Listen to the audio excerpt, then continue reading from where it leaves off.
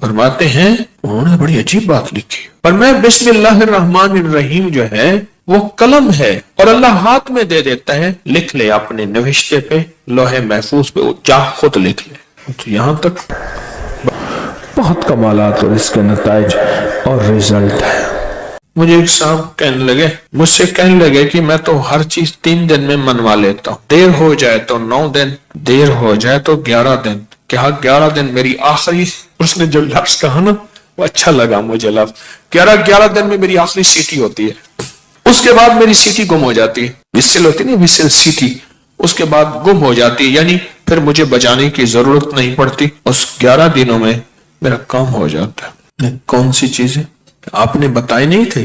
2 نفل پڑھیں، 1000 بار بسم اللہ الرحمن الرحیم پڑھیں، پھر 2 نفل پڑھیں، اس طرح 12,000 اور 12 دوگانے بتائے نہیں تھے؟ ہاں، میرا تو کام بن جاتا ہے، میرا تو ان نفلوں پہ اتنا یقین ہے۔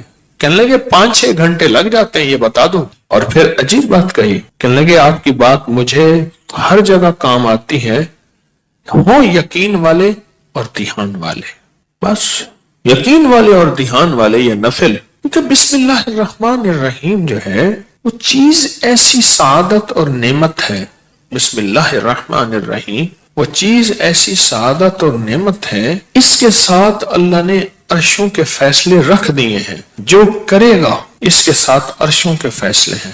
ابن عربی رحمت اللہ علیہ، شیخ اکبر محی الدین فرماتے ہیں انہوں نے بڑی عجیب بات لکھی، پر میں بسم اللہ الرحمن الرحیم جو ہے وہ قلم ہے اور اللہ ہاتھ میں دے دیتا ہے، لکھ لے اپنے نوشتے پہ، لوح محفوظ پہ، جا خود لکھ لے۔ تو یہاں تک بڑے لوگوں کی بڑی باتیں ہوتی ہیں، ہماری سمجھ میں آئے نا، اللہ بسم اللہ الرحمن الرحیم کو قلم بنا دیتا ہے، اللہ کہتا ہے جا خود لکھ لے۔ اور یہ نفل، چلو دکھ کا وقت جتنا گزارنا ہے تو یہ تھوڑا سا دکھ ہی سہ لے، کوئی غم ہے، کوئی دکھ ہے، کوئی الجھن ہے، کوئی ناکامی ہے، کوئی پریشانی ہے، کوئی رزق کے مسائل ہیں، کوئی رشتوں کے مسائل ہیں، دکھ کا غم سہنا ہے، تھوڑا سا یہ نفل کا دکھ ہی سہ لے۔ 2 نفل دھیان والے پڑھے، حاجت کی نیت سے، توجہ والے پڑھے، اور پھر توجہ سے 1000 کی تسبیح لے کے بیٹھ کے بسم اللہ الرحمن الرحیم، بسم اللہ الرحمن الرحیم۔ ایک مائی میرے پاس آئی، بوڑھی تھی، موٹاپا تھا، یہاں شیٹی کا پین ہوتا ہے درد، جسے لنگڑی کا درد بھی کہتے ہیں، ایک ٹانگ میں یہاں سے شروع ہوتا ہے یہاں ختم ہوتا ہے، ان کو یہ درد تھا۔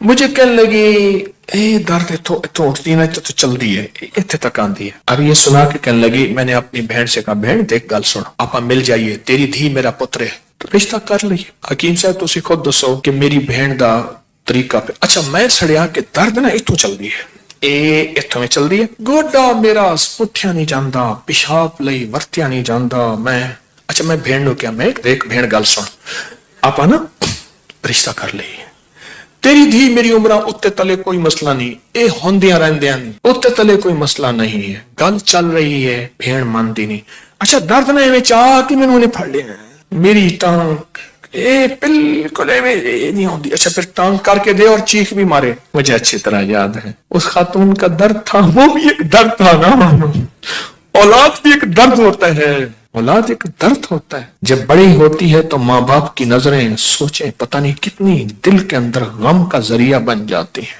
تو میرے اوپر ایک چیز کھلی، کس چیز کی؟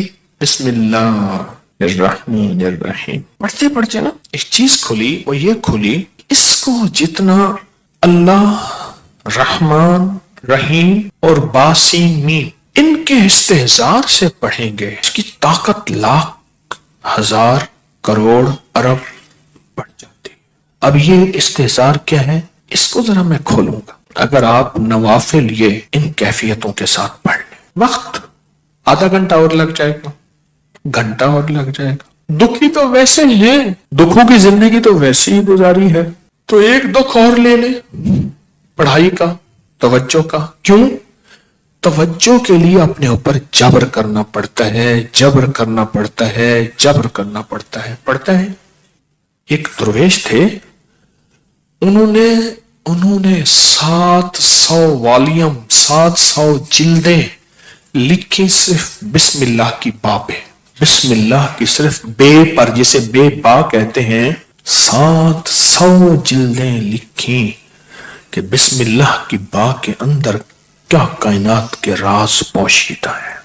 میرے پاس ایک صاحب آئے، مجھ سے کہنے لگے اولاد نہیں ہے، جائیداد بہت ہے، اور میرے قریب والوں کی جائیداد پہ نظر ہے، حتیٰ کہ میرے رشتہ داروں نے جائیداد تقسیم کر بھی لی ہے، وہ تیرا، یہ بڑا ہو گیا ہے، وہ میرا، وہ تیرا، وہ میرا، اور بعض اوقات تقسیم پہ جھگڑا بھی ان کا آپس میں ہو جاتا ہے، نہیں میں تو یہ لوں گا، یہ مر جائے گا، وارث تو ہے کوئی نہیں، وہ کہنے لگا میں یہ لوں گا، یعنی یہ مرا نہیں ہے، ان کے جھگڑے پہلے شروع ہو گئے۔ میں نے انہیں کچھ ترتیب اسباب کی بتائی، اور پھر میں نے ان سے کہا اگر آپ کو ایک عمل بتاؤں جس میں ہے مشقت مشقت مشقت، اس کو کر لیں، روز کر لیں، تیسرے دن کر لیں، ہفتے میں ایک بار کر لیں، اور اس کو چند بار کر لیں، پر کریں ایسے کہ ہڈیاں بھی تھک جائیں، جسم بھی تھک جائے، دماغ بھی تھک جائے، حلق بھی خشک ہو جائے، حلق خشک ہو جائے،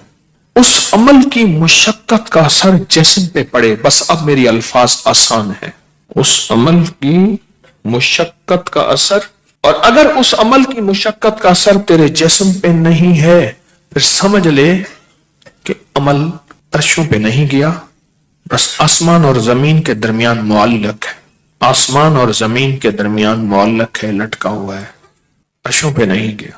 اب اس بات کو آپ دل میں دہرائیں کہ اس عمل کی مشقت کا اثر کس پہ ہو؟ جسم پہ۔ بس یہ ذرا دہرائیں دل میں، اور 3 دفعہ دہرائیں کہ اس عمل کی مشقت کا اثر دل، جسم، پٹھے، ہڈیوں پہ، گھٹنوں پہ، زبان خشک ہو جائے، جسم پہ ہو اس عمل کی مشقت کا۔ میں نے اس کو یہ سمجھا دی۔ آج بھی ایک صاحب نے مجھے بتایا کہ میں نے کئی لوگوں کو بتایا، ان کا کام بنا یہی نفل، انہوں نے میری بات کو سمجھ لیا۔ آپ اگر میں انہیں کہہ دیتا کہ بالکل آسان عمل ہے تو وہ تھوڑی سی مشقت میں خود چھوڑ دیتے۔ میں نے پہلے بتا دیا کہ اس عمل کی مشقت لیں، توجہ میں، دھیان میں، پڑھنے میں، یکسوئی میں، اس عمل کی مشقت لیں، توجہ میں، دھیان میں، یکسوئی میں لیں۔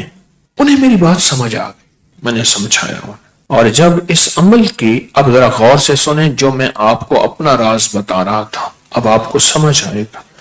جب اس عمل کی مشقت اپنے دل پہ، توجہ پہ، دھیان پہ، ذہن پہ، دل پہ، پٹھوں پہ لیں گے، پھر اس کا نور کھلے گا، اس کے لفظوں کے اسرار کھلیں گے۔ کیا لفظ کہا میں نے؟